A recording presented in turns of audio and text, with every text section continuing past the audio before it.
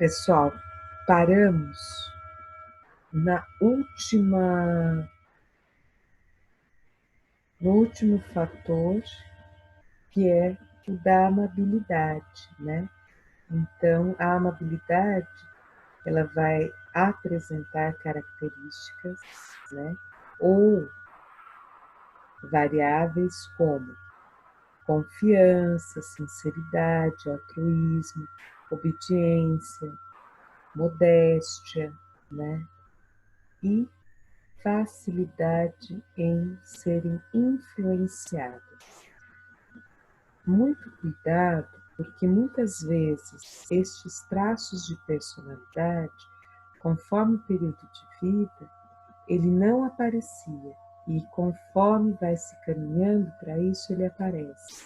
É, por exemplo, a história de uma pessoa sempre muito visionária, muito esperta, muito intelectiva, etc., e que de repente, quando vai se encaminhando mais para a meia-idade, ou até o início, um pouquinho antes de adentrar a melhor-idade, ela passa a ser um pouco mais influenciável, apresenta algumas crenças um pouco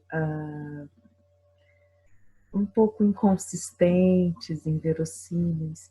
Então, assim, são alguns exemplos só para dizer que muitas vezes não mantemos, por isso que é traço, não é um núcleo estruturante, como, por exemplo, nós temos a neurose, a psicose e a perversão da psicanálise. No modelo, né, de traços, esses traços eles vão se modificando e um fator, né, pode interferindo no outro. Tudo bem, pessoal? Então, isso característico já, o modelo de traço, já é visto dentro das personalidades, mas correlacionado à figura do adulto, desde o adulto jovem até se encaminhando próximo à melhor idade.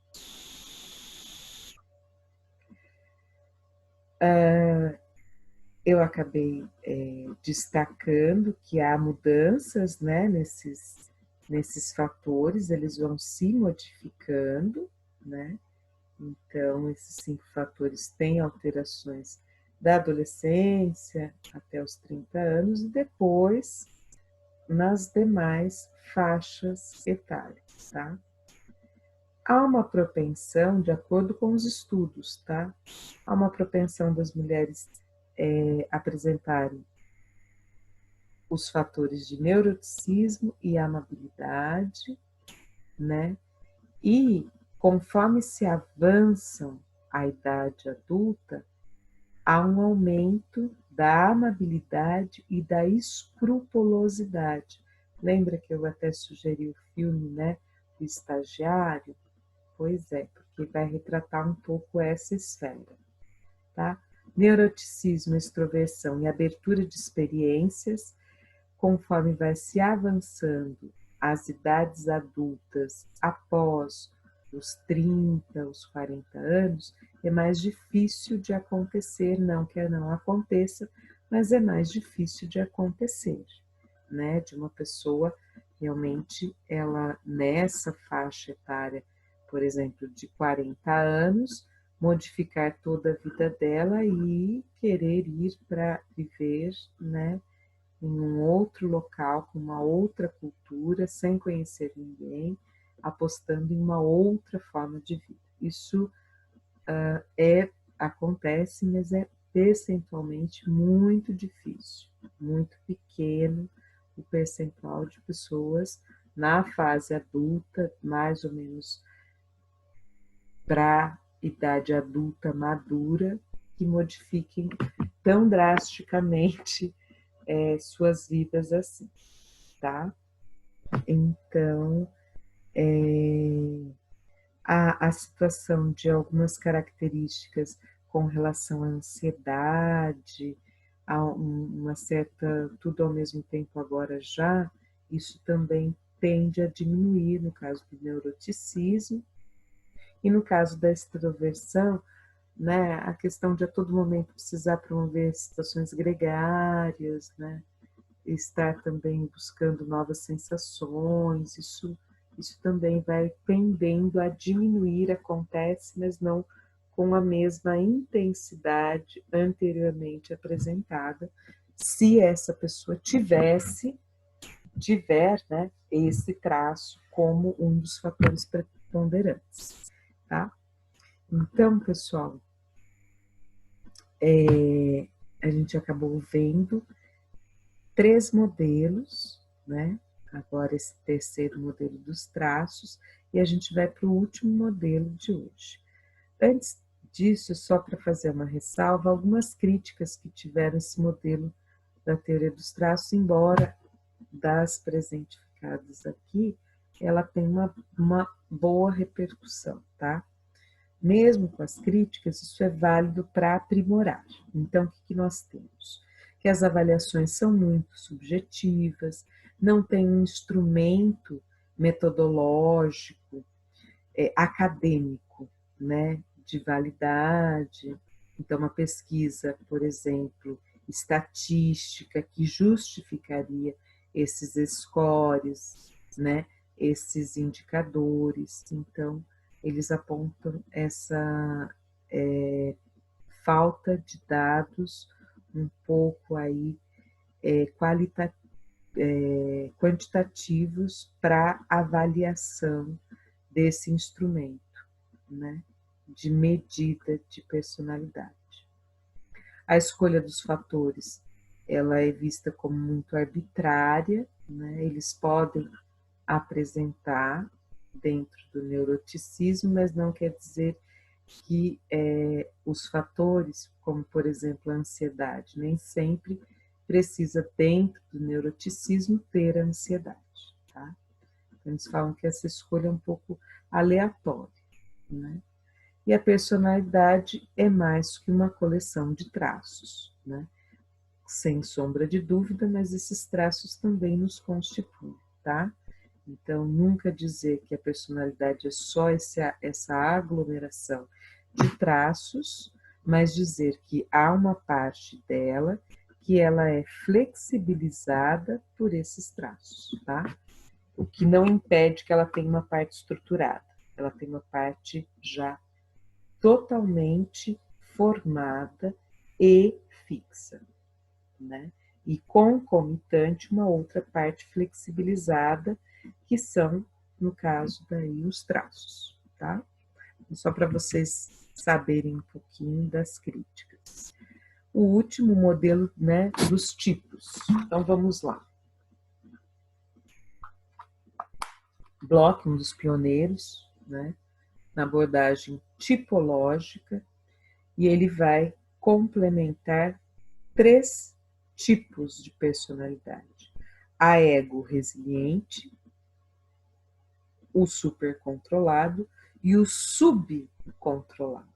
Vamos lá dar uma olhadinha nesses. As pessoas, né, que têm esse ego resiliência, elas conseguem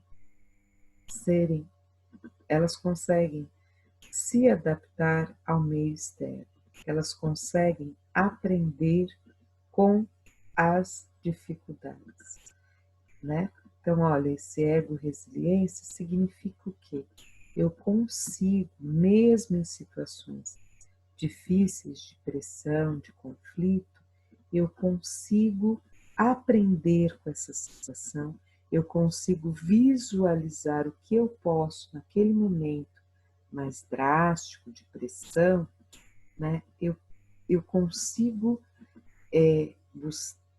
chegar a uma certa calma possível para que eu veja o melhor caminho, a melhor estratégia para lidar com aquela situação.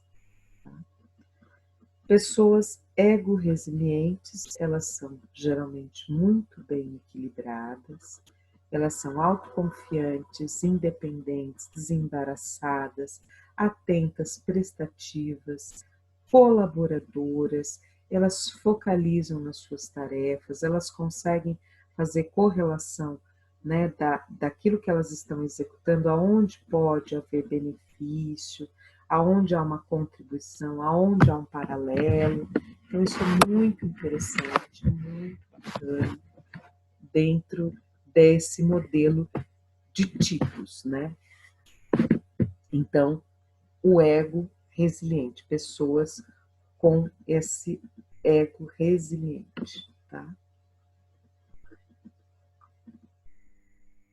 Agora temos as pessoas super controladas. Essas pessoas com esse tipo de personalidade, elas vão apresentar características como timidez, né? Estão mais caladas, mais ansiosas, elas são pessoas extremamente confiáveis, né? Elas sabem guardar segredo, elas também são bastante discretas, não gostam de se envolver em conflitos, em situações bastante vexatórias, né? Elas realmente têm pavor disso, mas exatamente por causa desse super controle, né? De muitas vezes segurarem muito fardo, são verdadeiras atlas, né?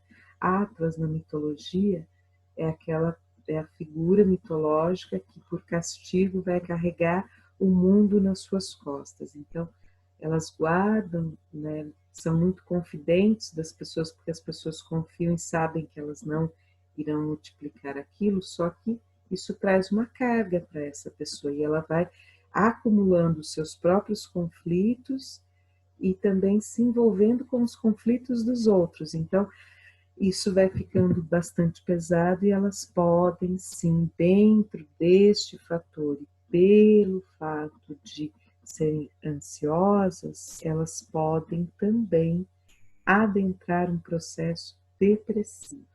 E aí, no processo depressivo, elas se desestabilizam grandemente e tem um diria assim, um sofrimento psíquico bem acentuado. Então, até um certo momento, não adentrando a depressão, são pessoas que têm essa característica de serem mais comedidas, extremamente confiáveis, extremamente éticas. No entanto, elas podem desenvolver este, esse transtorno de humor vinculado à depressão. E o terceiro tipo, né, as pessoas subcontroladas, né? Então é o oposto. Elas não se deixam controlar tanto. Então elas são têm bastante energia, elas são muito impulsivas, elas têm uma facilidade em perderem o controle, né? Impulsividade significa perda de autocontrole. Então, elas têm essa impulsividade, embora elas são superativas, com bastante pique, com bastante energia, elas também têm uma facilidade a perderem o controle, a terem uma tenacidade, uma teimosia muito grande, e por conta de serem muito dinâmicas, muito facilmente impulsivas, elas acabam perdendo o foco, perdendo a atenção e aí acabam se distraindo com muita facilidade e no meio disso podem e cometem vários equívocos, ok? E isso pode trazer sérios complicadores posteriormente para si mesmas, né? Então elas podem perder datas importantes, momentos significativos por essa distração, né? Claro que isso pode ser contornável, mas são alguns modelos, né? Então você tem um que é do ego resiliente, que aprende com as dificuldades e busca um bem-estar, um outro de pessoas que procuram se controlar muito, né? Evitam conflitos, mas ao mesmo tempo sentem uma pressão muito grande, e o oposto, as pessoas que não trazem, não buscam o mínimo de autocontrole e se dispersam muito facilmente, que são as subcontroladas. Então, são estes os 4 modelos para entender a personalidade desses adultos, e aí a gente começa a entender algumas situações que aparecem, das figuras dos pais, dos alunos, das figuras de equipes, né, os colegas que trabalham conosco, e por aí vai, porque dentro do universo da educação, pensando aí no universo da educação, é importante entender o desenvolvimento do adulto, exatamente porque lidamos com os pais das crianças, lidamos com equipes, né? Lidamos com colegas de trabalho. Então, muitas vezes, e também, é claro, tem a EJA, né? A educação de jovens e adultos. Então, também é importante que se saiba desse desenvolvimento para o universo adulto. Espero que vocês tenham gostado e aguardo vocês na próxima semana. Um grande abraço a todos. Até mais.